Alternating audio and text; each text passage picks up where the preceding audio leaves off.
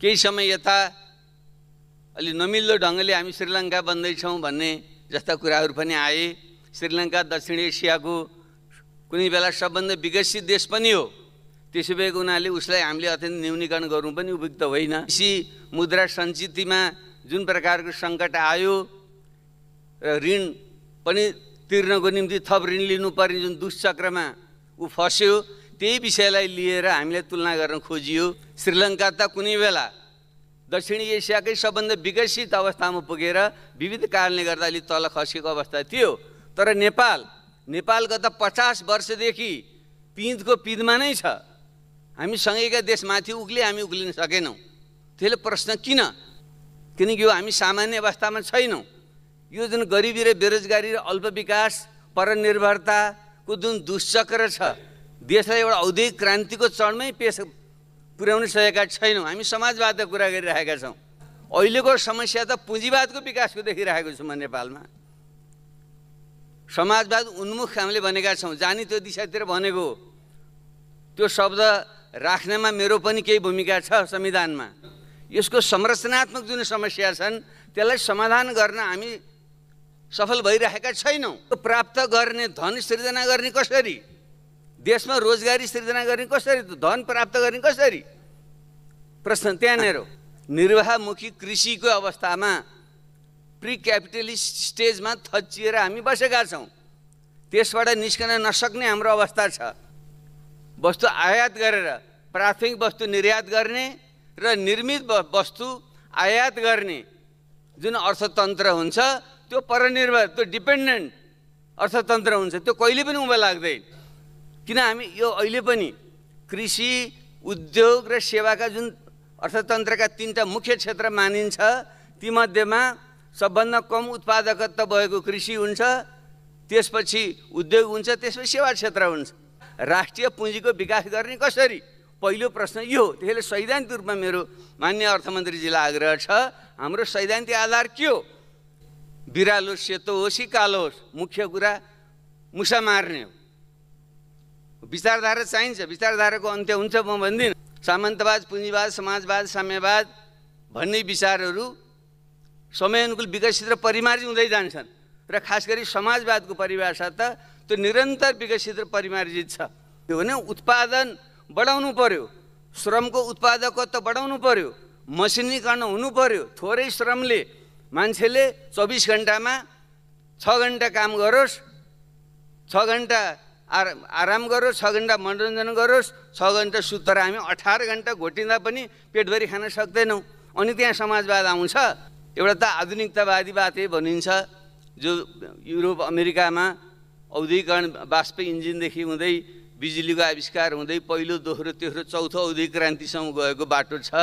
त्यसलाई जुन आधुनिकतावादी जुन बाटो भनिन्छ, ठुलो स्केलमा मसिनहरूको प्रयोग गरेर ठुलो स्केलमा उत्पादन गर्ने, केन्द्रीकृत ढङ्गले त्यो उत्पादन गर्ने, वितरण र बजार व्यवस्थापन गर्ने, बाह्य बजारसँग जोड्ने, सहरीकरण गर्ने, यसलाई एउटा आधुनिकरणको बाटो भनिन्छ। जस्तो देशमा जहाँ उत्पादन र उत्पादकत्व बढाउनु छ, प्रति व्यक्ति आम्दानी अहिलेको $1000बाट कमसेकम 10 वर्षभित्र $4000 र 20 वर्षभित्र $12000 पुर्याउनको निम्ति हामीले ठुलो स्केलमा आधुनिकतावादी बाटोबाट नगइकन सुगर छैन। मसिनीकरण नगरिकन र पहिलो औद्योगिक क्रान्तिको कुरा छैन। अब त हामीले चौथो, पहिलो, दोस्रो, तेस्रो, चौथो एकैचोटि औद्योगिक क्रान्ति गरेर उत्पादन बढाउने, 2 अङ्कको वृद्धि, 2 दशक निरन्तर, एउटा यो सिद्धान्त हामीले बनाऊ। वृद्धि नै पहिले गर्ने हो। वृद्धि भएपछि अनि वितरण गर्ने। फेरि पर्यावरणको विनाश हुन्छ, सहरीकरण हुन्छ, भद्रगोल हुन्छ, नदी नालाहरू चाहिँ ढलमा परिणत हुन्छन्, कङ्क्रिट जङ्गल बन्छ। यो हुन्छ।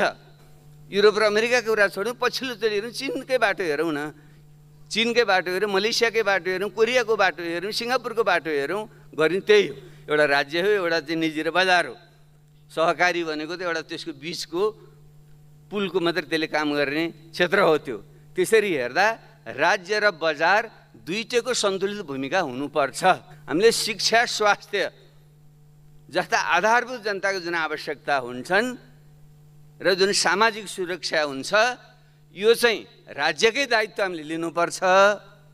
र सुरुमा ठुला ठुला पूर्वाधार ऋण लिएर भने पनि राज्यले बनाउनुपर्छ र अलि मध्यम स्तरमा पुगेपछि राज्य र निजी क्षेत्र मिलेर पूर्वाधार बनाउन सकिन्छ। जब संरचनात्मक समस्या छ भने यसको हल कसरी गर्ने? संरचनात्मक समस्या, स्ट्रक्चरल प्रब्लम, इन्स्टिट्युसनल प्रब्लम छन् भने त्यसलाई हामीले टालटुल गरेर हुँदैन। त्यसलाई गम्भीर ढङ्गले नै, क्रान्तिकारी ढङ्गले नै हामीले सोच्नु चाहिँ पर्छ। पहिलो कुरा भनेको त राजनीतिक प्रशासनिक क्षेत्रमा नै हो, किन इकोनोमिक्स भनेको शुद्ध इकोनोमिक्स होइन, यो पोलिटिकल इकोनोमी हो, राजनीतिक अर्थशास्त्र हो। विशुद्ध अर्थशास्त्र भन्ने हुँदैन। प्रत्यक्ष निर्वाचित कार्यकारी राष्ट्रपतीय प्रणाली अथवा प्रधानमन्त्री प्रणाली र पूर्ण समानुपाती सँगसँगै जानुपर्छ। जुन हाम्रो प्रशासन चाहिँ यो चाहिँ राणा शासनको पालादेखि रेभेन्यू कलेक्सन एउटा चाहिँ कर असुलीकरण गर्ने माध्यमको रूपमा जुन हाम्रा यो संरचना बनेका थिए, अब विकासको निम्ति ती उपयोगी छैनन्। त्यसले विकासको आवश्यकता अनुसार प्रशासनिक क्षेत्रलाई यो जुन एउटा सोपान क्रममा आधारित हायरार्किकल अर्डरमा आधारित ब्युरोक्रेटिक जुन सिस्टम छ यसलाई चाहिँ भत्काएर एक्सनल युनिट सिस्टम भनिन्छ, जहाँ चाहिँ कामको आधारमा फटाफट फाइल 10तिर घुमाएर 10 ठाउँ चारेर होइन, दुई तिनजनाले एउटै कोठामा चाहिँ बसेर त्यहीँ फाइल क्लियर गरेर जाने यस्तो जुन एउटा प्रणाली हुन्छ। 2079 का सिद्धान्त र प्राथमिकता माथि छलफल गर्ने अवसर दिनुभएकोमा हार्दिक आभार व्यक्त गर्न चाहन्छु। र यो अवसर कुनै व्यक्ति या पार्टी विशेषका कुराहरू भन्दा पनि नेपालमा यति ठुलो राजनीतिक परिवर्तन, राजनीतिक क्रान्तिपछि नेपाली जनताले आज चाहेको आर्थिक क्रान्ति छ, विकास र समृद्धि आज हाम्रो राजनीतिक विमर्शका घर घरमा बोलिने शब्दहरू बनेका छन्, तर त्यो किन प्राप्त भइरहेको छैन? यो सबभन्दा महत्त्वपूर्ण विषय छ। त्यसैले यो गरिमामय सदनमा भलै म उपस्थिति निकै कमजोर देख्दैछु। हामी यो विषयमा आर्थिक विषय त्यति रुचिकर विषय पनि यो अलि हुँदैन, अलि प्राविधिक प्रकृतिको पनि हुन्छ, तर हाम्रो पेटको कुरा नै सबभन्दा ठुलो हुन्छ। त्यसो भएको हुनाले यसलाई हामीले गम्भीरतापूर्वक लिनै पर्छ। र यो अवसर कुनै पार्टी विशेषका कुरा भन्दा पनि देशको राष्ट्रिय विकासको नीति के हुने?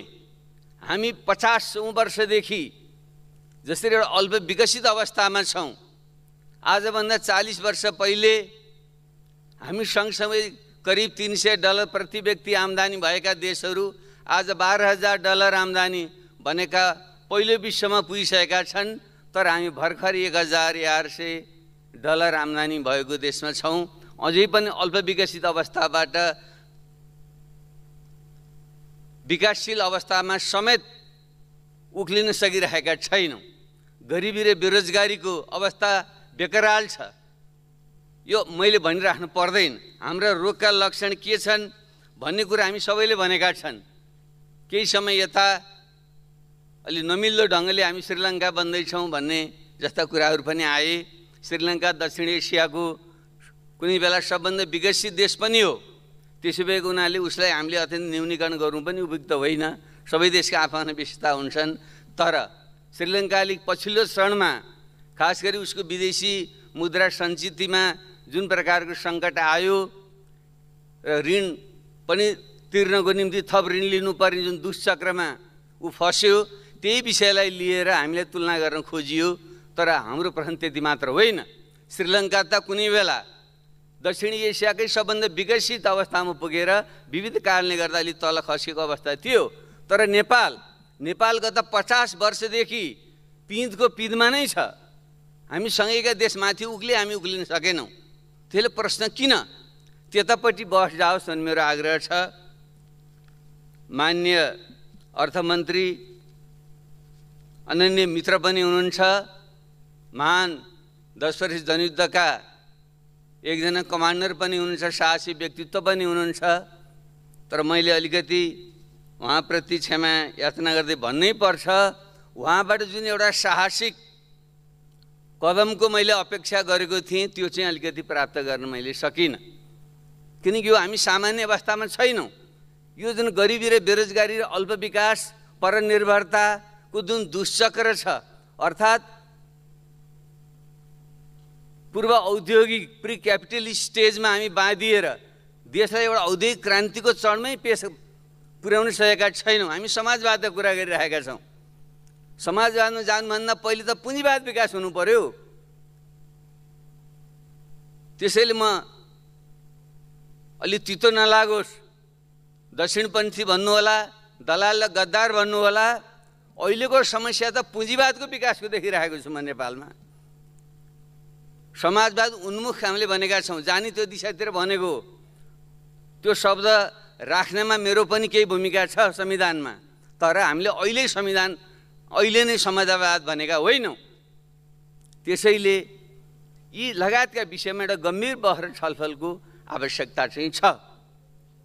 त्यसैले पहिलो कुरा, हाम्रो यो रोगको लक्षण जुन हामीले देखिरहेका छौँ, यसको कारण के हो? यसका संरचना कारण केही छन्? यहाँ कहिले कसैलाई आरोप लगाएर उम्कने अवस्था छैन। विगत 10-15 वर्षदेखि हामी पनि पाली पालो सरकारमा छौँ।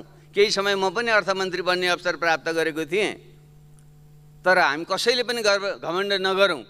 यसको संरचनात्मक जुन समस्या छन् त्यसलाई समाधान गर्न हामी सफल भइरहेका छैनौँ। त्यसैले आज यो हुनुपर्छ त्यो हुनुपर्छ भन्ने कुरा धेरै नबनौँ। धेरै विज्ञहरूलाई बोलाएर राख्यौँ भने के हुनुपर्छ, बाटो कसरी बनाउनुपर्छ, अस्पताल कस्तो बनाउनुपर्छ, सहर कस्तो हुनुपर्छ, सबै कुरा सबै उहाँहरूले भनिदिनुहुन्छ। तर बनाउने कसरी, त्यो प्राप्त गर्ने, धन सृजना गर्ने कसरी, देशमा रोजगारी सृजना गर्ने कसरी, धन प्राप्त गर्ने कसरी, प्रश्न त्यहाँनिर हो। त्यसले म कहाँ केन्द्रित हुन चाहिरहेको छु भने हामी नेपाल अहिले पनि पूर्व औद्योगिक अवस्थामा, निर्वाहमुखी कृषिको अवस्थामा, प्री क्यापिटलिस्ट स्टेजमा थच्चिएर हामी बसेका छौँ। त्यसबाट निस्कन नसक्ने हाम्रो अवस्था छ। हाम्रो एकापट्टि हाम्रो वृद्धि दर गत 40 वर्षमा 3-4% भन्दा माथि उठ्न सकेको छैन। एकाध बेला 6-7%, 8% पुगेको छ। नत्र हाम्रो औसत 4% भन्दा माथि छैन। जबकि अरू देशहरू 2 अङ्कको आर्थिक वृद्धि 2 दशक 3 दशक निरन्तर हासिल गरिरहेका छन्। एकापट्टि हाम्रो त्यस्तो अवस्था छ। अर्कोतिर हाम्रो परनिर्भरता सुगौली सन्धिदेखि यता विविध कारणले गर्दा जसरी हामी परनिर्भर छौँ, वस्तु आयात गरेर प्राथमिक वस्तु निर्यात गर्ने र निर्मित वस्तु आयात गर्ने जुन अर्थतन्त्र हुन्छ, त्यो परनिर्भर, त्यो डिपेन्डेन्ट अर्थतन्त्र हुन्छ। त्यो कहिले पनि उँभो लाग्दैन। हामी त्यो अवस्थामा जकडिएर हामी बसेका छौँ। त्यसैले यसलाई चिर्ने कसरी अथवा औद्योगिक क्रान्ति गर्ने कसरी, छोटो शब्दमा भन्दा हाम्रो गाँठी प्रश्न त्यहाँनिर हो। त्यसैले यसको निम्ति सबभन्दा पहिले हामीले खालि हाम्रो केही वर्षको बजेट अलि धेरै थोरै भयो, रेमिटेन्स अलिकति घट्यो बढ्यो भन्ने आधारमा मात्रै बहस छलफल नगरौँ। हामी 40-50 वर्षदेखि किन अल्प विकासको अवस्थामा जकडिएकै छौँ? किन हाम्रो आर्थिक वृद्धि दर बढिरहेको छैन? किन हामी यो परनिर्भरता घटेको छैन, झन् बढेको छ?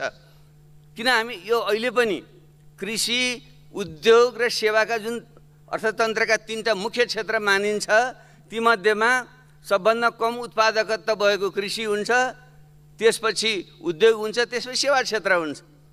तर हाम्रो अहिले पनि 2/3 जनसङ्ख्या कृषिमा आश्रित छ। त्यही हो नि सबभन्दा पिछडिएको इन्डिकेटर भनेको त्यही हो। जबसम्म कृषिलाई 15%, 10% भन्दा तल झार्न सकिन्न, त्यहाँ आश्रित जनसङ्ख्यालाई 15-10 भन्दा तल झार्न सकिन्न, त्यति बेलासम्म देश विकसित हुँदैन। संसारमा कुनै पनि देश छैन, बताइदिनुहोस् मलाई कुनै देश जहाँ कृषिमा आश्रित जनसङ्ख्या 15% भन्दा बढी छ, त्यो देश विकसित भएको संसारमा कहीँ पनि छैन। त्यसले पहिलो कुरो भनेको 2/3 भन्दा बढी जनसङ्ख्या आश्रित रहेको जुन अर्थतन्त्र हो, त्यसलाई त्यो कृषिको मा रोजगारी नपाएर अहिले विदेश बाध्य भइरहेका मानिसहरू छन्, त्यसको समस्या हल गर्ने कसरी? अर्थात् कृषि मुख्य अर्थतन्त्रलाई औद्योगिक अर्थतन्त्रमा रूपान्तरण गर्ने कसरी? अर्थात् राष्ट्रिय पुँजीको विकास गर्ने कसरी? पहिलो प्रश्न यो हो। त्यसैले सैद्धान्तिक रूपमा मेरो माननीय अर्थमन्त्रीजीलाई आग्रह छ, हाम्रो सैद्धान्तिक आधार के हो? त्यो समाजवाद उन्मुख भनिराखौँ, त्यो नभन्दा खतरा छ, डरलाग्दो अवस्था छ। यहाँ दलाल गद्दार छोडिदियो, मार्क्सवाद छोड्यो, के छोड्यो भनेर आरोप लाग्छ र त्यो हिजोका जुन शब्द छन् हाम्रो शीत युद्धकालका, ती शब्ददेखि हामी बडो भयभीत छौँ। तर मेरो त प्रष्ट विचार छ, यति बेला हामीले तेङ स्यापिङलाई सम्झँदा बढी राम्रो हुन्छ।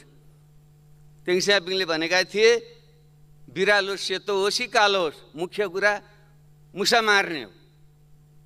विचारधारा चाहिन्छ, विचारधाराको अन्त्य हुन्छ म भन्दिनँ, तर एकचोटि बनेको विचारधारा एउटा कुनै खास कालखण्डमा संश्लेषित गरेको विचार समय अनुकूल त्यो विकसित र परिमार्जित हुँदै जान्छ। सामन्तवाद, पुँजीवाद, समाजवाद, साम्यवाद भन्ने विचारहरू समय अनुकूल विकसित र परिमार्जित हुँदै जान्छन् र खास गरी समाजवादको परिभाषा त त्यो निरन्तर विकसित र परिमार्जित छ। अहिले हामीले समाजवादको कुरा गर्नु, प्री क्यापिटलिस्ट स्टेजमा समाजवादको कुरा गर्नु भनेको त्यो मार्क्सको भाषामा युटोपियन सोसलिजम हो। त्यो काल्पनिक समाजवाद हो। त्यो काल्पनिक समाजवाद कुरा त उहिले गरेका थिए ऋषिमुनिहरूकै पालादेखि। सर्वे सन्तु सुखिन सर्वे सन्तु निरामया सद्रे भद्राणी पश्यन्तु मा कसी दुःख भाग्दैन, उहिले भने त्यो काल्पनिक समाजवाद थियो। तर मार्क्सले भनेको कुरा के थियो भने उत्पादन बढाउनु पर्यो, श्रमको उत्पादकत्व बढाउनु पर्यो, मसिनीकरण हुनु पर्यो, थोरै श्रमले मान्छेले 24 घण्टामा 6 घण्टा काम गरोस्, 6 घण्टा आराम गरोस्, 6 घण्टा मनोरञ्जन गरोस्, 6 घण्टा सुतोस्, यस्तो कल्पना थियो मार्क्स। त्यसलाई उनले समाजवाद भनेको थियो।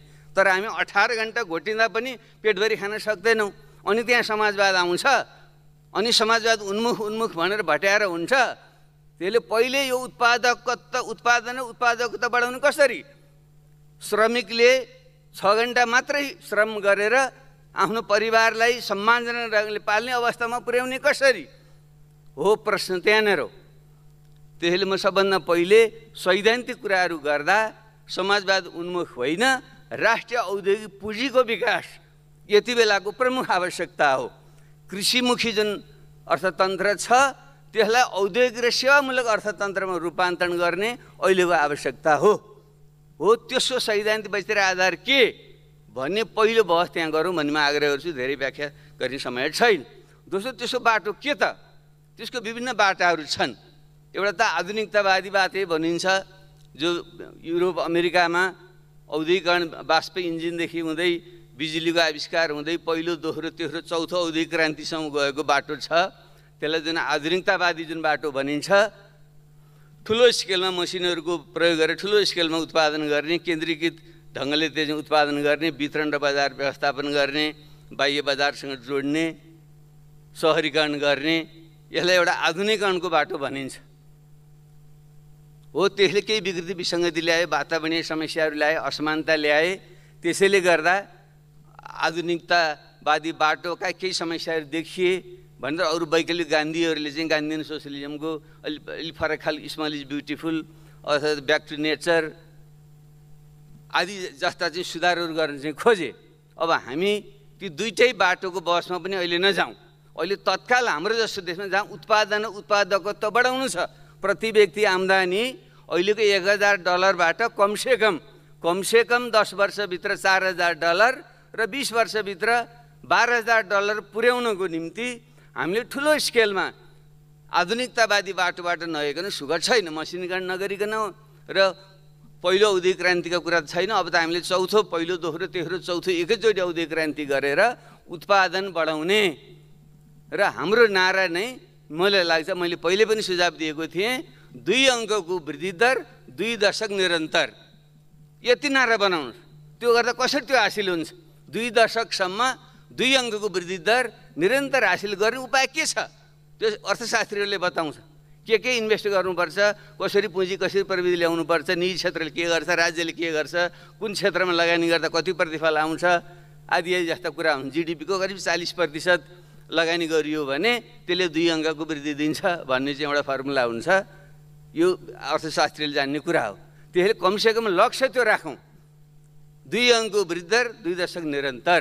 एउटा यो सिद्धान्त हामीले बनाऊँ। वृद्धि नै पहिले गर्ने हो। वृद्धि भएपछि अनि वितरण गर्ने, फेरि उत्पादन भएपछि नै वितरण गर्ने हो। अहिले के बाँड्ने? अहिले त बाँड्ने त गरिबी बाँड्ने हो। $1000 प्रति व्यक्ति आम्दानी छ अनि बाँड्नुहुन्छ, त्यसलाई पनि बाँड्दा के हुन्छ? सबै गरिब बनाउने कुरा नहुन्छ। त्यसले अहिले चाहिँ न्यूनतम गरिबीको रेखामुनि रहेका मान्छेलाई सामाजिक सुरक्षा दिने कुरा हुन्छ।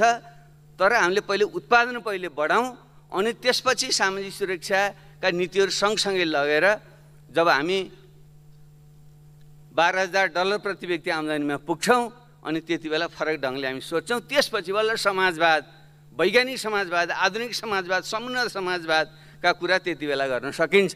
त्यसले अहिले आर्थिक वृद्धिका कुरा पहिले गरौँ, वितरणमा ध्यान दिउँ र सँगसँगै पर्यावरण जुन विनाश छ गरौँ। चाहिँ स्वतः नै ठुलो पैमानामा आधुनिकतावादी बाटोबाट विकास गर्दा पर्यावरणको विनाश हुन्छ, सहरीकरण हुन्छ, भद्रगोल हुन्छ, नदी नालाहरू चाहिँ ढलमा परिणत हुन्छन्, कङ्क्रिट जङ्गल बन्छ, यो हुन्छ।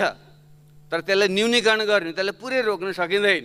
त्यसैले वातावरणीय पक्षमा ध्यान दिउँ, वितरणको पक्षमा ध्यान दिउँ, तर वृद्धिको पक्षमा जोड दिउँ। यो चाहिँ हाम्रो सैद्धान्तिक आधार तत्कालै यो हुनु पर्यो। कहिलेसम्म भन्ने मलाई लाग्छ कमसेकम 1-2 दशक त्यो बाटो जानै पर्छ।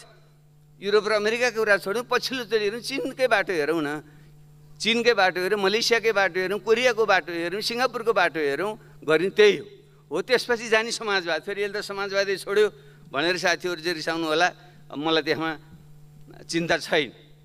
मैले पहिलो सैद्धान्तिक रूपमा त्यतापट्टि ध्यान पुगोस् भन्ने मैले आग्रह गर्न चाहेँ।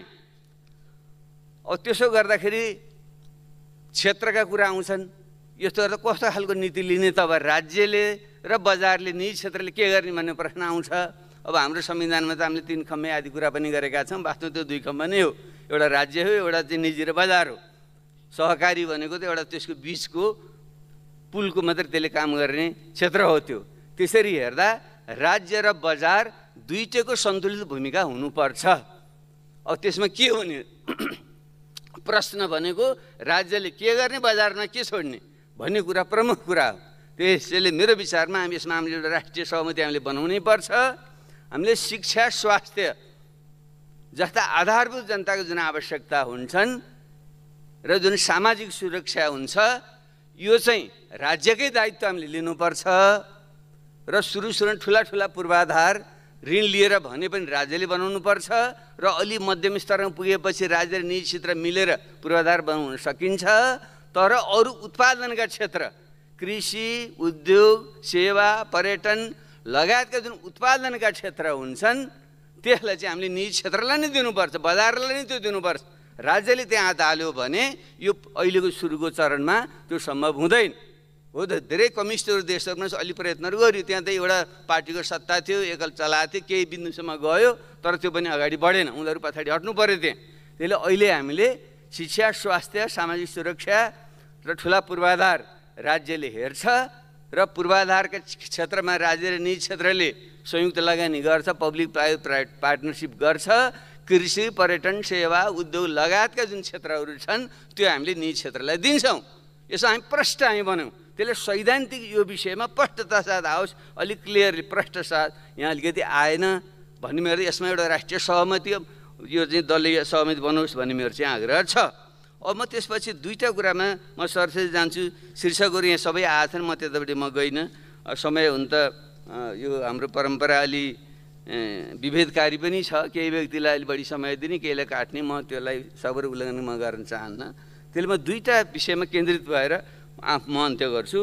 अब यसको निम्ति जब संरचनात्मक समस्या छ भने यसको हल कसरी गर्ने? संरचनात्मक समस्या, स्ट्रक्चरल प्रब्लम, इन्स्टिट्युसनल प्रब्लम छन् भने त्यसलाई हामीले टालटुल गरेर हुँदैन। त्यसलाई गम्भीर ढङ्गले नै, क्रान्तिकारी ढङ्गले नै हामीले सोच्नु चाहिँ पर्छ। किनकि इतिहासमा तपाईँले हेर्नु होला, युरोप अमेरिकादेखि लिएर रुस, चीन लगायतका जहाँ जुन देशमा आर्थिक क्रान्तिहरू भए त्यहाँ हेर्नुभयो भने त्यहाँ ग्रेट लिप अथवा टेक अफ, उडान अथवा ठुलो छलाङ भन्ने ढङ्गले केही दशक यस्ता रूपान्तरणकारी कामहरू गरिएको छ, रूपान्तरकारी नीतिहरू लिएको छ। त्यसले मात्रै त्यहाँ ठुलो छलाङ चाहिँ हानिएको छ। त्यसै भएको हुनाले हामीले केही त्यस्ता नीतिगत कुरा के गर्ने त भन्दा म केही सुझाव म यहाँनिर दिन चाहन्छु। पहिलो कुरा भनेको त राजनीतिक प्रशासनिक क्षेत्रमा नै हो, किन इकोनोमिक्स भनेको शुद्ध इकोनोमिक्स होइन, यो पोलिटिकल इकोनोमी हो, राजनीतिक अर्थशास्त्र हो। विशुद्ध अर्थशास्त्र भन्ने हुँदैन।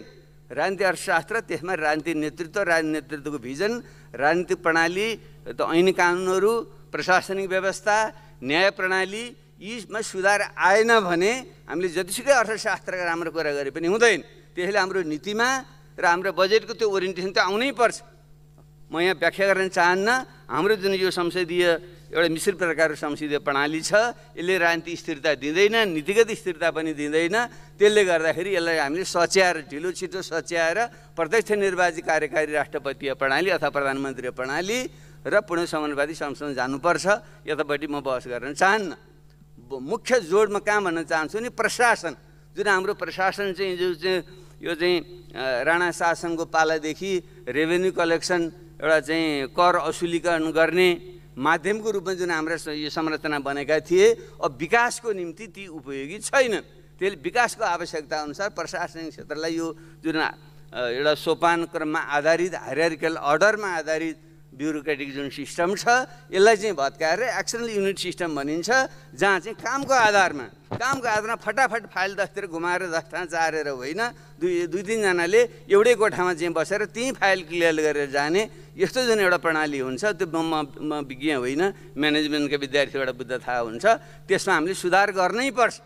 एउटा अर्को कुरा, हाम्रो जुन ऐन कानुनहरू छन्, हामीले पटक भनेका छौँ, हाम्रो जुन सार्वजनिक खरिदारी लगायतका ऐनहरू अत्यन्त अप्ठ्यारो छन्, त्यसले गर्दा हाम्रो विकास खर्च भएको छैन भन्ने जुन कुरा छ, त्यसमा सुधार गर्ने भनेका छौँ, तर हामीले गरिरहेका छैनौँ। कतिपय हाम्रो क्ल्यास अफ इन्ट्रेस्टको कारणले गर्दा पनि भएको छैन। त्यसमा हामीले सुधार ल्याउँ र न्याय प्रणाली पनि, हाम्रो न्याय प्रणाली पनि जुन परम्परावादी छ, यसमा पनि सुधार गरेर अलिकति चाहिँ विकास निर्माण काम हुन्छ। कहीँ अधिग्रहण गर्नुपर्ने हुन्छ, गरेर मुद्दा हालियो, रोकियो, त्यसपछि प्रोजेक्टले वर्षौँसम्म रोकिएर बस्छ। त्यस्तो प्रकारले चाहिँ यो विकास विरोधी जुन हाम्रो चाहिँ न्यायिक संरचना छ, यसलाई बदल्ने ढङ्गले पनि हामीले कानुनी सुधार हामीले गर्नै पर्छ। त्यसले पहिलो राजनीतिक, प्रशासनिक र कानुनी सुधार कहाँ गर्नुपर्छ, त्यसको निम्ति चाहिँ अलिक्रिया कार्य गरेर अगाडि ल्याउनुपर्छ भन्ने मेरो आग्रह छ। दोस्रो कुरा पहिलो यहाँ राखि पनि सकियो, नेपालको चाहिँ अर्थतन्त्र पछाडि पर्नुको पछाडि एउटा आन्तरिक रूपमा हाम्रो स्ट्याग्नेसनमा फस्यौँ, गतिहीनतामा फस्यौँ, एउटा पाटो त हो, तर त्यसो सँगसँगै सुगौली सन्धिदेखि यता अर्को पाटो भनेको बाह्य परनिर्भरताकै पाटो हो। किन अङ्ग्रेजको पालादेखि जब उद्योग धन्दाहरूको भारतमा विकास भयो, त्यहाँको औद्योगिक मालहरू जब नेपालमा आउन थाले, स्वतः नै औद्योगिक वस्तु ठुलो मात्रामा पैदा गरेको वस्तु सस्तो हुन्छ र हामीले हातबाट बनाउने सानो मात्रामा बनाउने वस्तु महँगो हुन्छ। त्यति बेलादेखि जसरी हामी चाहिँ हाम्रो अर्थतन्त्र चाहिँ विदेशबाट आयात गर्ने परनिर्भर अर्थतन्त्रमा हामी रूपान्तरण भयौँ, पछिल्लो चरणमा त्यो बढ्दै जान्छ। किन त पुँजीवादको नियम भनेको के हो भने, त्यो प्रत्येक वर्ष त्यो चाहिँ गुणात्मक ढङ्गले त्यो परनिर्भरता झन् बढ्दै जान्छ। जो धनी थियो जो बढी धनी हुने, जो बलियो थियो जो बढियो हुने, जो कमजोर थियो झन् कमजोर हुने हुन्छ। अर्थतन्त्रमा पनि त्यही नियम लागू हुन्छ। त्यसरी हेर्दा हाम्रो आयात निर्यातकै मात्रै कुरा गर्नुहुन्छ भने महेशचन्द्र रेग्मीले राखेको तथ्याङ्क छ, सुगौली सन्धिभन्दा पहिले हामीले नेपालबाट भारततिर 5 गुणा बढी निर्यात गर्थ्यौँ। सुगौली सन्धि पछि पञ्चायत कालको अन्त्यसम्म आउँदा हामीले 5 गुणा बढी आयात गर्न थाल्यौँ। अहिले हामी 15 गुणा बढी आयात गर्छौँ। यसैबाट हेर्नु यो कसरी यो बढिरहेछ भने त्यहाँ संरचनात्मक कारण छ। त्यसले त्यहाँ त्यस्तै भनेर गाली गरेर सरापेर उफ्रिएर हुँदैन। यो किन, यसलाई कसरी सच्याउने? अब खुला सिमाना छ, उसको ठुलो अर्थतन्त्र छ, उसले कृषिमा पनि हामीले किन यत्रो आयात गऱ्यौँ भने हामी सबैले यहाँ अर्थमन्त्री ठिकै भन्नुभएको छ, कृषि वस्तु पनि आयात गरेछ भन्नुभएको छ। किन उसले ठुलो स्केलमा गर्छ उसले र ठुलो मात्रामा उसले सब्सिडी दिन्छ, अनि हामी खुला बजार छ, खुला सिमाना छ, हामीले नियन्त्रण गर्न सक्दैनौँ, प्रतिस्पर्धै हुँदैन, अनि हामीले चाहिँ सबै वस्तु चाहिँ आयात गर्नुपर्ने हुन्छ भने यो विषयलाई हामीले हल गर्नै पर्छ। त्यसैले भारतसँग हामीले जुन विगतमा पनि विभिन्न व्यापार सन्धिहरू, वाणिज्य सन्धिहरू, पारमाणु सन्धिहरू जुन गरेका छौँ, यी सबै विषयलाई फेरि एकचोटि पुनरावलोकन गरेर हाम्रो जुन संरचनात्मक रूपमा हाम्रो अर्थतन्त्र जसरी परनिर्भर भइरहेको छ, बरु कुन क्षेत्रमा हामीले चाहिँ उत्पादन गर्ने हो, कुन क्षेत्रमा बरु उहाँहरूको हामीले आयात गर्ने हो। किन व्यापार भन्दा दोहोरो हुन्छ, फेरि हामीलाई मात्रै सुविधा देऊ भनेर उनले पनि मान्दैनन्।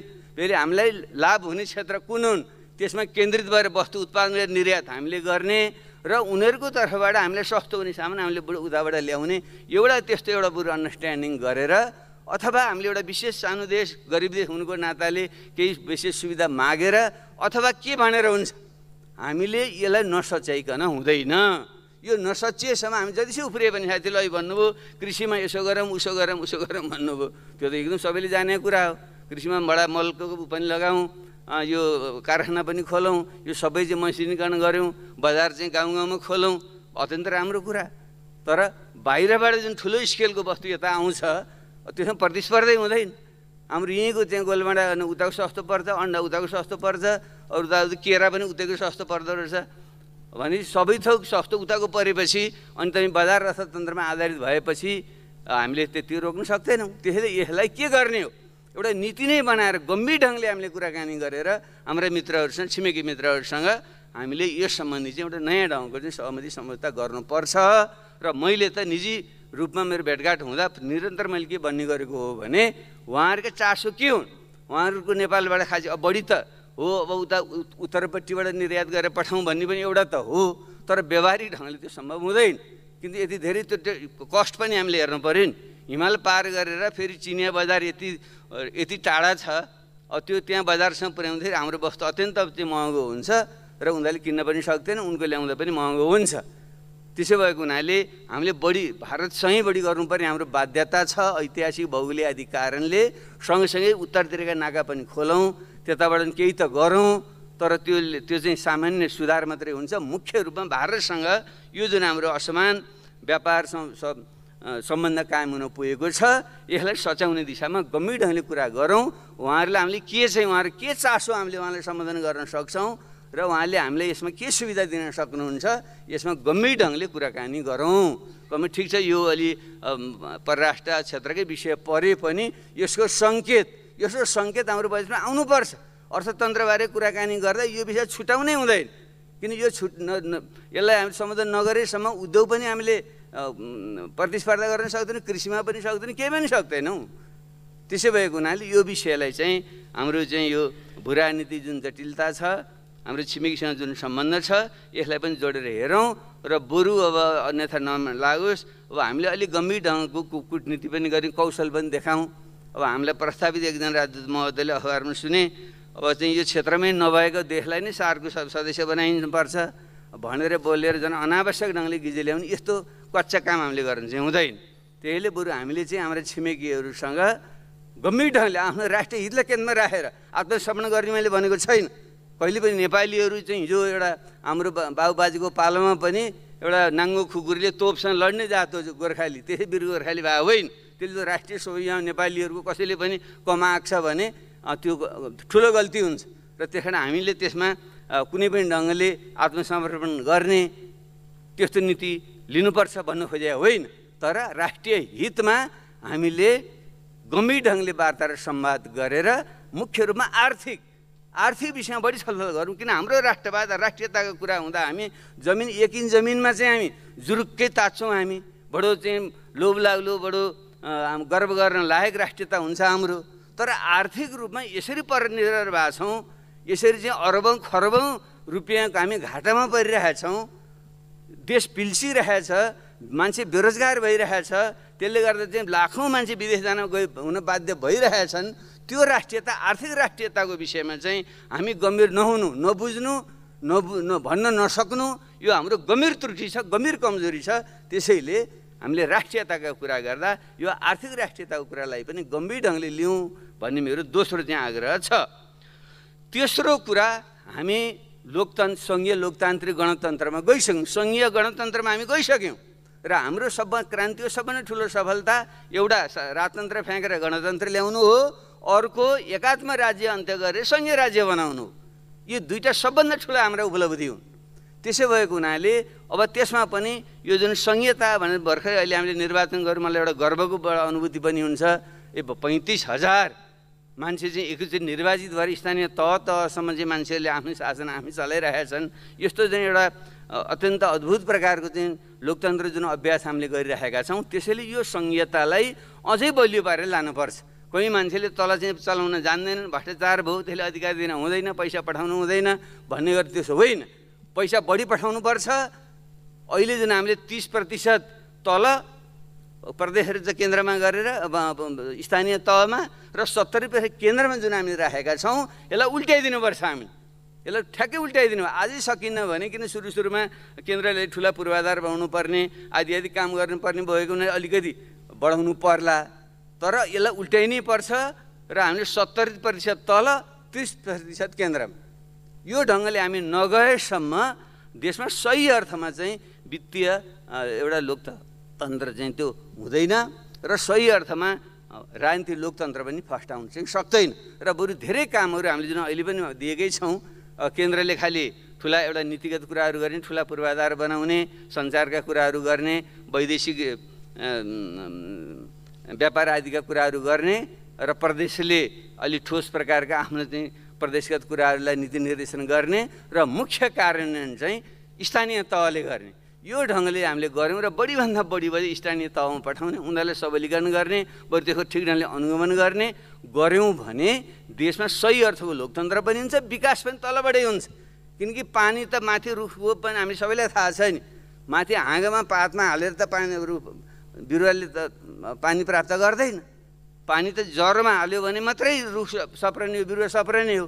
त्यस्तै अर्थतन्त्र पनि माथि धेरै अधिकार राखेर होइन, बढी अधिकार तल दिएर नै अर्थतन्त्र सबल र बलियो हुन्छ, वृद्धि पनि छिटो हुन्छ र सामाजिक न्याय पनि बढी हुन्छ। किनकि तलैसँग पुगिसकेपछि त रोजगारी सिर्जना हुन्छ त्यहाँ, र त्यहाँको चाहिँ आम्दानीको वितरण पनि त्यो ढङ्गको हुन्छ, स्थानीय साधन स्रोतको प्रयोग हुन्छ, वृद्धि दर पनि छिटो आउँछ। यसलाई पनि जस्तै हाम्रो जुन अहिले क्षेत्रीय असमानता भएको तथ्याङ्कहरू सबैलाई थाहा छ। कर्णाली प्रदेशमा जम्मा चाहिँ GDP को 3% छ। काठमाडौँ जुन हाम्रो बागमती छ त्यहाँ चाहिँ 50% GDP चाहिँ यहाँ छ, एउटा प्रदेशमा छ। यस्तो जुन असमानता भएको अवस्था छ, त्यसले हामीले प्रत्येक स्थानीय तहमा चाहिँ हामीले यसरी चाहिँ बजेट विनियोजन गऱ्यौँ र अधिकारहरू दियौँ, आर्थिक गतिविधि तल पुर्यायौँ भने देशमा ठुलो एउटा आर्थिक क्रान्तिको आधार त्यसले बन्छ।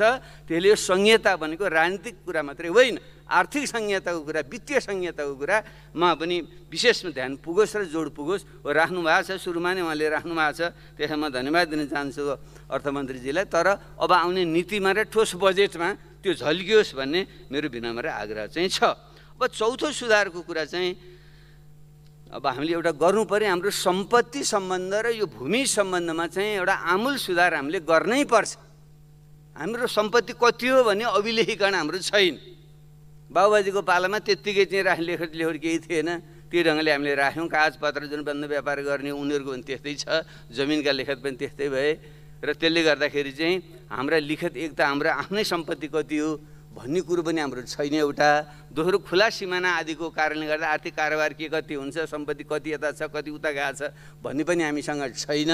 त्यसैले एउटा राष्ट्रिय सहमति नै बनाएर एकपटकलाई हो, हुन त फेरि मनी लन्ड्रिङ आदिको कुरा आउँछ, त्यो भने विशेष मनी लन्ड्रिङले हेर्न सक्छ, त्यसलाई फेरि त्यसलाई मैले न्यूनीकरण गर्न खोजेको होइन। सम्पत्तिको एकचोटि सबैको सम्पत्ति आफैले सो घोषणा गर्ने सबैले, र त्यसलाई चाहिँ हामीले कुनै ट्याक्स नलाइकन अभिलेखीकरण हामीले गरिदिने र अनि त्यसपछि अनि क्रमशः चाहिँ हामीले चाहिँ ट्याक्सेसन चाहिँ गर्दै जाने यो तरिका हामीले एकचोटि अपनाउनै पर्छ। त्यसो भयो भने बल्ल हाम्रो सम्पत्ति कति थाहा पनि हुन्छ, सदुपयोग पनि हुन्छ। मान्छेले अनावश्यक ढङ्गले लुकाउने र चाहिँ विभिन्न ढङ्गले अनुत्पादनशील काममा खर्च गरेका छन्, त्यो उत्पादनशील पनि बन्छ। एउटा त्यो काम हामीले गर्ने एउटा राष्ट्रिय सहमति बनाऊँ। बरु यसबारेका चाहिँ छिद्र कतिपय साथीले चाहिँ व्यङ्ग्य पनि गर्नुहुन्छ, त्यहाँदेखि त्यो फेरि मनी लन्ड्रिङ अपराधीकरणलाई संरक्षण दिने भन्ने मेरो कुरा छैन, किन त्यसको निम्ति अलग्गै कानुन छ, आन्दोलनले कानुनले त्यहाँ हेरिहाल्छ।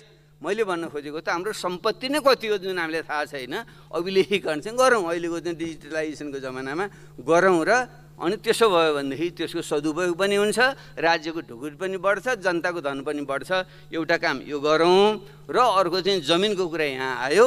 जमिन हामीले कृषिका कुराहरू गर्नुभएको छ अर्थमन्त्रीजीले, कृषि क्रान्ति, तर त्यसले मात्रै अलिकति पुग्दैन। वैज्ञानिक भूमि सुधार गर्ने भन्ने त हाम्रो शान्ति सम्झौतामा र हाम्रो संविधानमा पनि छ, वृहत शान्ति सम्झौता र संविधानमा पनि छ। तर कहाँ हरायो? 2-3वटा चाहिँ भूमि आयोगहरू बने। माननीय हरिबल गजुरेल म प्रधानमन्त्री छँदाखेरि उहाँकै नेतृत्वमा पनि एउटा बनेको थियो। 3टा आयोगहरू चाहिँ पहिले उहाँ भन्नुभएको थियो र मेरो पालामा चाहिँ 3वटै आयोगहरू, पहिले काङ्ग्रेसको पालामा, एमालेको पालामा र माओवादी पालामा बनेका जुन 3टा भूमि सम्बन्धी आयोगहरू थिए, तिनलाई जोडेर एउटा चाहिँ संयुक्त चाहिँ प्रस्ताव चाहिँ मेरो पालामा चाहिँ बनेको थियो, स्वर्गीय भीमप्रसाद गौतम भूमि सुधार मन्त्री छँदाखेरि। त्यसरी त्यसलाई हामी सबैले एउटा सहमति बनाएर कार्यान्वयन गरौँ। त्यो एउटा कुनै पार्टी विशेषको होइन।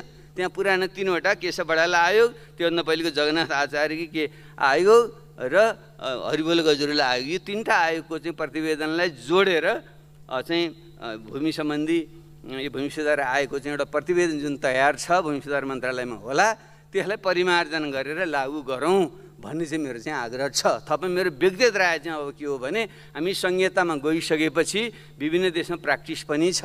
अब हामीले चाहिँ भूमिलाई चाहिँ भूमि, पानी, हावा, आकाश यी चिजहरू हामीले उत्पादन गर्न पनि हामी सक्दैनौँ। त्यसो भएको हुनाले यिनलाई चाहिँ निजी स्वामित्वमा राख्नु सट्टा राज्य अथवा समुदायको स्वामित्वमा दिउँ। हाम्रो जुन स्थानीय तह छन् त्यहाँ चाहिँ एउटा कानुन राम्रोसँग चाहिँ बनाएर स्वामित्व राज्य अथवा समुदायको हुन्छ, तर भोगाधिकार चाहिँ व्यक्तिको हुन्छ। फेरि अहिले कसैको पनि जमिन लिने भन्ने कुराहरू नगरौँ, त्यसो गरेर मिति फेरि बवाल हुन्छ। जसको जमिन छ उसैले भोगाधिकार उसैको हुन्छ, तर चाहिँ कानुनी रूपमा चाहिँ राज्य र समुदायको चाहिँ त्यो हुन्छ। त्यसो हुन सक्यो भने अनि चाहिँ भूमिको राम्रोसँग उपयोग पनि हुन्छ र हामीले जुन पूर्वाधारको निम्ति भूमि अधिग्रहण गर्दा यस्तो झन्झट बेहोर्नु परेछ त्यो पनि अन्त्य हुन्छ र एउटै झड्कामा यो सुधार हुन्छ। त्यही कारण यो चाहिँ सुधार गरौँ भन्ने चाहिँ मेरो विनम्र चाहिँ आग्रह नै छ। यसको सँगसँगै यो गाउँ र सहर जुन सहरीकरण जुन अव्यवस्थित ढङ्गले भइरहेको छ यसको निम्ति पनि मास्टर प्लान नबनाइकन कुनै पनि सहरमा चाहिँ निर्माण गर्न नपाइने।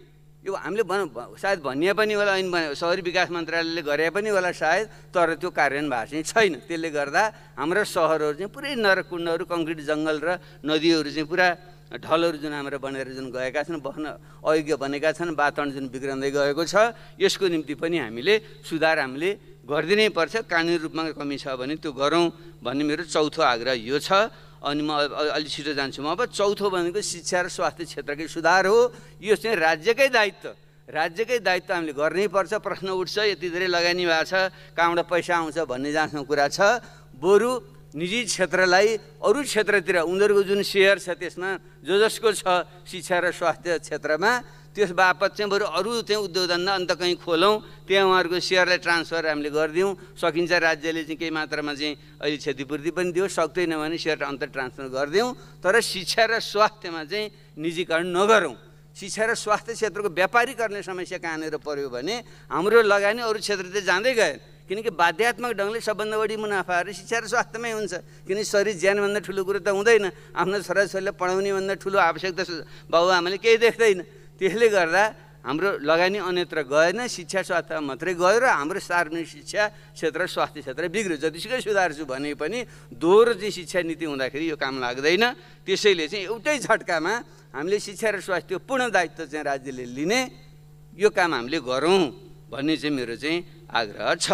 र छैटौँ कुरा चाहिँ यो बैङ्किङ प्रणालीमा म ज्ञाता होइन, अब हाम्रो ब्याङ्कर साथीहरू रिसाउनु पनि भयो, मैले उहाँहरूलाई सुदखोर भन्न खोजे होइन।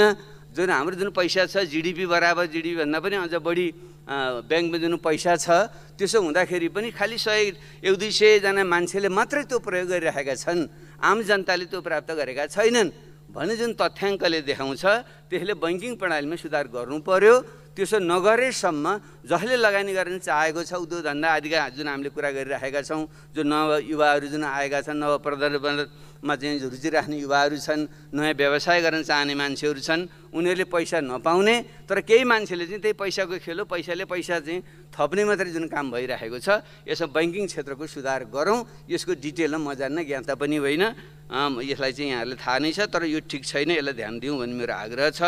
र अर्को यस सँगसँगै जोडेर म के भन्न चाहन्छु भने धेरै साथीहरूले यो गरौँ त्यसो गरौँ उसो गरौँ भन्नुभयो, तर पैसा आउँछ पुँजी चाहियो नि त, क्यापिटल चाहियो। क्यापिटल र टेक्नोलोजी, पुँजी र प्रविधि चाहियो। त्यो नभएसम्म अर्थतन्त्रको आधुनिकीकरण चाहिँ हुन चाहिँ सक्दैन भने त्यसको निम्ति पुँजी हाम्रो आफ्नो देशभित्रको पुँजी सञ्चय कसरी गर्ने, हाम्रो बानी चाहिँ अहिले पनि सांस्कृतिक ढङ्गले पनि बढी फजुल खर्च गर्ने, गरिब छ त्यसले पनि यति धेरै चाहिँ खर्च गर्छ, चाडबाड र भोज भतेर र तातोन छारो चाहिँ गरेर हुँदाहुँदै पुँजी व्रतबन्ध गर्ने, गुन्यौँ चोल्यो भन्ने चल्नै हराइसकेको। त्यसो गरेर गरिबले पनि अनावश्यक ढङ्गले चाहिँ खर्च गर्ने जुन प्रवृत्ति छ यसलाई रोकेर कन्जम्सनमा अनावश्यक खर्च गर्ने होइन, बचत गर्ने र लगानी गर्ने यो हामीले सिकाउँ। र रेमिटेन्सबाट विदेशबाट जुन कमाएको पैसा छ त्यो पनि घर घरेडी गरेर छोराछोरीलाई चाहिँ सहर बजारमा राखेर बोर्डिङमा पढाएर खर्च गर्ने होइन, त्यो पनि तिमीहरूले चाहिँ एउटा पुँजी सञ्चय गरेर लगानी गर भन्ने ढङ्गले पुँजी सञ्चयको चाहिँ क्यापिटल फर्मेसनको चाहिँ पुँजीकरणको नीति स्पष्ट नीति चाहिँ हामीले चाहिँ बनाउनु पर्यो र हामी सबैले एउटा त्यो संस्कृति पनि विकास गर्नु पर्यो भन्ने मेरो चाहिँ आग्रह छ। मैले यो संरचनात्मक सुधारको मैले कुरा गरेँ, अलिकति अप्रासङ्गिक लाग्न सक्छ, तर मलाई चाहिँ यी कुराहरू नसुधारेसम्म अरूले हुन्न भनेर मैले यो भन्दैछु। र सातौँ कुरा चाहिँ सांस्कृतिक रूपमा हाम्रो जुन संस्कृति छ, हाम्रा दलितहरू जो चाहिँ शिल्पी पनि भनिन्छ, विभिन्न शिल्पका मालिक उहाँहरू हुनुहुन्छ, तर उहाँहरूलाई नै त्यसबाट जुन बेदखल जुन गरिएको छ र विभिन्न सिप सिकेकाहरूलाई पनि उनीहरू चाहिँ सुविधाहरू दिने राज्यले र त्यसलाई प्रशय दिने आदि हामीले जुन काम गर्नुपर्ने ठाउँमा उनीहरूलाई नै हेप्ने जुन प्रवृत्ति छ, यसलाई चाहिँ विशेष योजनाहरू चाहिँ बनाएर हामीले चाहिँ शिल्पीहरूको सिपको विकास गर्न, उनीहरूको जुन सिप परम्परागत सिप छ त्यसलाई चाहिँ आधुनिक उद्योग र व्यवसायमा परिणत गर्नलाई ध्यान दिने विषय एउटा। अर्को चाहिँ जुन महिलाको जुन श्रम छ, महिलाको श्रमको गणना, घरेलु जुन श्रम हुन्छ महिलाहरूले गर्ने श्रम, त्यसको गणना हुनु पर्यो, त्यो चाहिँ अर्थतन्त्रमा जोडिनु पर्यो र महिलाहरूले त्यस बापत चाहिँ उहाँहरूले पाउनुपर्ने आवश्यक सेवा सुविधा अथवा सम्मान जे हो त्यो प्राप्त गर्नु पर्यो। महिलाले जुन बढी काम चाहिँ महिलाले बढी गरिरहेछ, तर उनीहरूको महिलाको श्रम चाहिँ हाम्रो चाहिँ यो गणनामा चाहिँ आउँदैन। त्यसैले यसलाई सुधार गर्ने र महिलाको चाहिँ श्रम र सिपको सदुपयोग गर्ने ध्यान पुर्याउनु पर्यो भन्ने मेरो चाहिँ आग्रह छ। र आठौँ, यसमा अन्तिम बुँदा चाहिँ जुन एनआरएन जुनसुकै देशमा पनि यो क्रान्तिको बेला, औद्योगिक क्रान्तिको बेलामा जो विदेशमा जान्छन्, आफ्नो अगुवा नागरिकहरू पढे लेखेका मान्छेहरू पढ्न जान्छन्, घुम्न जान्छन्, बस्न जान्छन्, तिनले जुन धन सिप आर्जन गर्छन्, तिनीहरूले लगानी गरेर मात्रै त्यो देशमा औद्योगिक क्रान्ति भएको छ। चाहे भारत भन्नु, चाहे चीन भन्नु, चाहे फिलिपिन्स भन्नुहोस्, चाहे मलेसिया भन्नुहोस्, सबै देशमा त्यही हुन्छ। त्यसैले हाम्रो पनि पहिलो दोस्रो पुस्ताका मानिसहरू विदेशमा गएर जुन धनसिप ज्ञान आर्जन गरेका छन्, तिनलाई देशभित्र लगानी गर्ने एउटा वातावरण हामीले बनाउनै पर्छ। र खास गरी हाम्रो ब्रिटिस गोर्खा भनेर हामीले पहिल्यैदेखि 200 वर्षदेखि विदेशमा गएका हाम्रा नागरिकहरू जुन विदेशी सेनामा छन्, अहिले त्यहीँ उनीहरूले नागरिकता दिएको हुनाले हामीले चाहिँ नागरिकता नदिने दोहोरो नागरिकता, त्यसले गर्दाखेरि यहाँको सम्पत्ति समेत बेचेर जुन विदेश जाने यस्तो चाहिँ गलत काम जुन भइरहेको छ। त्यसैले हाम्रा ब्रिटिस गोर्खाको हकमा त उनीहरूको नागरिकताको निरन्तरता दिनै पर्यो, तर अरू जुन एनआरएन छन् तिनलाई पनि कमसेकम 3 पुस्तासम्म दोहोरो नागरिकता दिने हो भने उनीहरूले चाहिँ आफ्नो सम्पत्ति बेचेर पनि जाँदैनन्, बरु उताको चाहिँ लगानी यहाँनिर उनीहरूले ल्याउँछन्। यसो गर्दा हाम्रो जस्तो देशमा केही बिग्रदैन। कता कता हाम्रो देशमा फेरि विदेशी जम्मै ओइरिएर चाहिँ यो देश डुब्ने हो कि भन्ने जुन खतरा कुरा छ, मलाई त्यस्तो लाग्दैन। हाम्रा एनआरएनहरूलाई देशभित्र ल्याउने, आफ्नो सम्पत्ति यहीँ राख्ने, लगानी गर्ने वातावरण हामीले बनायौँ भने त्यसले चाहिँ यो औद्योगिकरणको प्रक्रियालाई बल दिन्छ र त्यसलाई देखेर चाहिँ अरू चाहिँ आउँछन् भन्ने मलाई चाहिँ लाग्छ। यतापट्टि ध्यान पुगोस्। यो मैले अलिकति संरचनात्मक सुधारको कुरा मैले गरेँ। अब प्राथमिकता बारेमा उहाँले भनिसक्नु भएको छ, त्यसैलाई मैले संक्षिप्तमा राखेर म अन्त्य गर्न चाहन्छु। प्राथमिकता कृषिमालाई प्राथमिकता दिने कुरा सही छ, किनकि सबभन्दा बढी रोजगारी सिर्जना हुने हाम्रो जनताको आय स्रोत पनि त्यही भएको कारणले गर्दा कृषिको रूपान्तरणमा नै हामीले पहिले जोड दिनुपर्छ। त्यसको निम्ति चाहिँ वैज्ञानिक भूमि सुधार र त्यसमा किसानहरूलाई सुधार, मसिनीकरण लगायतका सेवा सुविधाहरू चाहिँ सबै दिएर कृषि औजार कारखाना खोल्न पाए गजब हुन्थ्यो। मेरो पालामा त्यो हामीले सुरुवात पनि गरेका थियौँ, पछि फेरि बन्द भयो। जे गरे हुन्छ कृषिलाई नै, कृषिको रूपान्तरणलाई नै पहिलो प्राथमिकता दिने कुरा सही छ। सँगसँगै जुन विदेशमा मान्छे रोजगारीको निम्ति खोजीमा गएका छन् तिनीहरूको अधिकांश पृष्ठभूमि किसानै हो, तिनीहरू गाउँकै मान्छे, कृषिले रोजगारी नदिएर तिनीहरू बाहिर गएका हुन्। त्यसै भएको हुनाले ती जुन किसान कृषिको आधुनिकीकरण गरेर जति त्यहाँ खपत हुन्छ त्यो रोजगारी त्यहाँ ठिक छ, तर त्यतिले त हुँदैन, त्यो त घटाउँदै लानुपर्छ भने जुन बचेको जुन त्यो श्रम छ त्यसलाई चाहिँ स्वरोजगार योजनाहरू जुन हामीले विभिन्न कालखण्डमा गऱ्यौँ, म अर्थमन्त्री छँदा पनि गरेँ, तर पछि अलिक विकृत हुँदै गयो, त्यसलाई परिमार्जन गरेर उनीहरूलाई चाहिँ बिना धितो चाहिँ एउटा चाहिँ ऋण दिने, त्यसको चाहिँ उनीहरूलाई बजारको व्यवस्थापन पनि गरिदिने आदि आदि सुविधाहरू दिएर रोजगारी, कृषि र रोजगारीलाई पहिलो प्राथमिकता दिने भन्ने कुरा सही छ। यसलाई चाहिँ गम्भीरतापूर्वक कार्यक्रममा आओस् भन्ने मेरो चाहिँ आग्रह छ। दोस्रो कुरा, हामीले चाहिँ पूर्वाधार नै औद्योगिकरण गर्नुको निम्ति पूर्वाधारमा नै जोड दिनुपर्छ। त्यहाँ अलिकति जो चाहिँ शब्द परेको छ, मेरो चाहिँ आग्रह छ, जो हामीले राष्ट्रिय गौरवको योजना, रूपान्तरणकारी योजना भनेका छौँ त्यसलाई निश्चित समयभित्र पुरा गर्ने अहिले किटा नै गर्नुहोस्। किनकि मेरो पालामा त्यहाँ त्यति बेला जसको त्यसको व्यवस्थापन छ त्यसलाई पटक पटक चेन्ज गरिन्छ, व्यवस्थापन चेन्ज गरेर नपाइने पनि त्यहाँ नियम बनाएको थिएँ मैले। सँगसँगै र बजेटको पनि त्यसलाई अभाव हुन नदिने, अन्यत्रको बजेट कटाएर पनि त्यसमा राख्ने भन्ने थियो, त्यो चाहिँ गर्नुपर्छ तपाईँ। त्यसैले मेरो विनम्र आग्रह छ, अब हामीले चाहिँ जुन राष्ट्रिय गौरवको योजना र रूपान्तरणकारी योजना भनेका छौँ तिनलाई प्राथमिकता दिउँ। ठुला पूर्वाधार योजना, सडक, हवाई मार्ग, ऊर्जा, सिँचाइ लगायतका जुन गौरवको योजना छन् त्यसलाई पुरा गर्नमा प्राथमिकता दिउँ। र तेस्रो कुरा चाहिँ शिक्षाको जुन राज्यले जिम्मेवारी लिने भनियो त्यसलाई चाहिँ आवश्यक बजेट कुनै हिचकिचाटै नगरिकन 20% शिक्षालाई, 10% स्वास्थ्यलाई चाहिँ हामीले चाहिँ दिनैपर्छ। त्यसो गरेर मात्रै यसको सुधार आउँछ, यसमा किन्तु परन्तु नगरियोस् भन्ने मेरो आग्रह छ। त्यसपछि उद्योग, पर्यटन लगायतका क्षेत्रमा प्राथमिकता दिने कुरा परेको छ, त्यसलाई विशेष ध्यान पुगोस्। र खास गरी आइटी कुरा चाहिँ अलिकति छुट्या छ, अलि जोड पुगेको छैन, किनकि अहिलेको जमानामा चाहिँ यो आइटी घरमा बसिकन हाम्रा युवाहरूले चाहिँ विशेष राम्रो ज्ञान आर्जित पनि गरेका छन्, यहाँ बसिकन पनि उनीहरूले कमाउन पनि सक्छन्। तिनीहरूलाई र यो रिसर्च एन्ड डेभलपमेन्ट, यो अध्ययन, यो अनुसन्धानको क्षेत्रलाई पनि हामीले ध्यान चाहिँ दिनुपर्छ। नव प्रवर्धन गर्नको निम्ति एउटा व्यक्ति हाम्रो चाहिँ यो पुन्जीले आफैले नै सुरुवात जुन गर्नुभएको छ, राज्यले नै यस्ता अनुसन्धान केन्द्रहरूलाई बनाएर उद्योगको निम्ति, कृषिको निम्तिलाई पनि बल पुग्ने ढङ्गले चाहिँ ध्यान दिनुहोला भन्ने चाहिँ मेरो प्राथमिकतामा आग्रह छ। र पाँचौँ मेरो प्राथमिकता कुरा चाहिँ यो सामाजिक सुरक्षा दिएका छौँ हामीले, एकदम छरिएको छ, कहीँ दोहोरिएको छ, पाउनु नपर्ने भने धनी मान्छेले पनि लिइराखेको छ। वृद्ध भत्ता त दिएका छौँ, जसको आफै करोडपति छ, छोरा अरबपति छ भने तिनलाई वृद्ध भत्ता किन त्यहाँ दिइराख्नु पर्यो। त्यसैले हामीले त्यसको राम्रो अभिलेखीकरण गरेर बरु एकीकृत ढङ्गले हामीले चाहिँ यो सामाजिक सुरक्षा भत्ताको व्यवस्था गर्नुपर्छ। अहिले त basic income, universal basic income अथवा चाहिँ अल्ट्रा युनिभर्सल बेसिक इन्कम भन्ने चाहिँ चलन पनि आइसकेको छ। त्यसले गरिबको रेखामुनि भएका मानिसहरूको चाहिँ पहिचान गर्ने, सहरका गाउँका तिनीहरूलाई चाहिँ अनिवार्य रूपमा चाहिँ हामीले चाहिँ बेसिक जुन इन्कम छ त्यो बराबर उनीहरूले व्यवस्था गरिदिने, अरूको हकमा पनि हामीले नदोहोरिने गरी सामाजिक सुरक्षालाई चाहिँ एउटा व्यापक ढङ्गले गरेर त्यसको चाहिँ मुख्य रूपमा स्थानीय तहलाई नै बलियो बनाएर गरौँ, किन उनीहरूलाई पनि त्यो कुरो सब थाहा हुन्छ। र त्यो चाहिँ घर घरमा लगेर दिने व्यवस्था पनि गर्नु पऱ्यो। स्थानीय निर्वाचन चुनावमा म गएँ, मेरा 102 वर्ष गुरु हुनुहुन्थ्यो, मैले ट्विटमा लेखेँ पनि थिएँ। गुरुलाई मैले, गुरु केही छ, मैले चेलाको हैसियतले गर्नुपर्ने सेवा भने बाबु केही छैन, सब राम्रो छ, खालि यो 102 वर्षको मान्छे त्यो भत्ता लिन जान नपरे हुन्थ्यो भन्नुभयो गुरुले। बडो मलाई मन छोयो, त्यसले मैले भनेको पनि हुन्छ गुरु, म यो कुरो भन्छु भनेको थिएँ मैले। त्यसैले कमसेकम 80 वर्षभन्दा बढी नागेका नागरिकहरूलाई चाहिँ घर घरमै चाहिँ भत्ता चाहिँ लगेर दिने यो व्यवस्था चाहिँ गरिदिने काम चाहिँ होस् भन्ने चाहिँ मेरो चाहिँ आग्रह छ।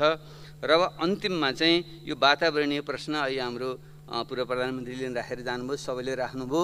हाम्रो हिमाली भेग अत्यन्त कमजोर एउटा पछिल्लोचोटि बनेको हिमाली श्रृङ्खला भएको हुनाले हाम्रो चाहिँ अत्यन्त कमजोर पनि छ यो। फेरि हिमालको आफ्नै महत्त्व पनि छ र हाम्रै कारणले गर्दा भन्दा नि अन्तर्राष्ट्रिय रूपमा जुन खालको कार्बन उत्सर्जन बढेको कारणले गर्दा, तापक्रम बढेको कारणले गर्दा हिमनदीहरू, हिमालयहरू पग्लने आदि समस्या जुन भन्दैछ, यसलाई चाहिँ हाम्रो तर्फबाट पनि उचित ध्यान दिनैपर्छ र त्यसको निम्ति बजेटमा चाहिँ कुनै पनि प्रकारको कन्जेसनाइ नहोस् भन्ने म आग्रह गर्न चाहन्छु। अब यिनै शब्दका साथ अन्त्यमा म यहाँलाई आग्रह गर्न चाहन्छु, हामीले सपना देख्नुपर्छ। हामी सधैँ गरिब छौँ, गरिब रह्यौँ, गरिबै हुन्छौँ भन्ने होइन। हामी जस्तै देश हाम्रै जीवनकालमा धनी र सम्पन्न भएका छन्, हामी पनि अब हुन सक्छौँ। यही अठोटका साथ अगाडि बढौँ र यो वर्षको बजेट यो चाहिँ अहिले चुनावको मुखको अन्तिम अर्थ भन्ने अर्थमा होइन, रूपान्तरण काम गर्न, नयाँ काम गर्न, राम्रो काममा शुभ काम गर्न कहिले पनि चाहिँ ढिलो चाहिँ हुँदैन। यसको एउटा सुरुवात होस् र एउटा ठुलो एउटा ब्रेक थ्रु चाहिँ यो होस् भन्ने शुभकामना सहित मेरो भनाइ अन्त्य गर्न चाहन्छु।